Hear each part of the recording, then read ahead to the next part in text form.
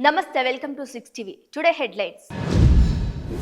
మూడోసారి పీఎంగా నరేంద్ర మోదీ ఏకగ్రీవంగా ఎన్నుకున్న ఎన్డీఏ పక్షాలు.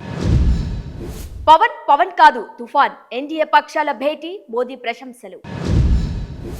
ఏపీ న్యూ సీఎస్ గా నీరబ్ కుమార్ ప్రసాద్ ఉత్తర్వులు జారీ చేస్తూ ఆదేశించిన ప్రభుత్వం. ఎమ్మెల్సీ కవిత కస్టడీ మరోసారి పొడిగింపు, జూన్ 21 వరకు కస్టడీ పొడిగించిన రౌజ్ అవెన్యూ కోర్టు. బ్యారేజీల రిపేర్లపై ఫోకస్ పెంచిన తెలంగాణ ప్రభుత్వం, తొలుత సొందిల్లా, అన్నారం, మేడిగడ్డలో మరమ్మతులు. మంత్రి పొన్నం ప్రభాకర్ ని కలిసిన బత్తిని సోదరులు, చేప ప్రసాదం పంపిణీకి రావాలని ఆహ్వానం. మాచర్ల మాజీ ఎమ్మెల్యే పిన్నెల్లికి ఊరట, ఈవీఎం ధ్వంసం కేసులో బెయిల్ గడువు పొడిగింపు. హైదరాబాద్ లో వెలుగు చూసిన కొత్త రకం మోసం, అమ్మాయిలతో కలిసి డేటింగ్ యాప్ లో మోసానికి తెర. మేడ్చల్ జిల్లా మల్లారెడ్డి యూనివర్సిటీలో ఉద్రిక్తత, హాస్టల్ ఆహారంలో పురుగులు వచ్చాయంటూ నిరసన.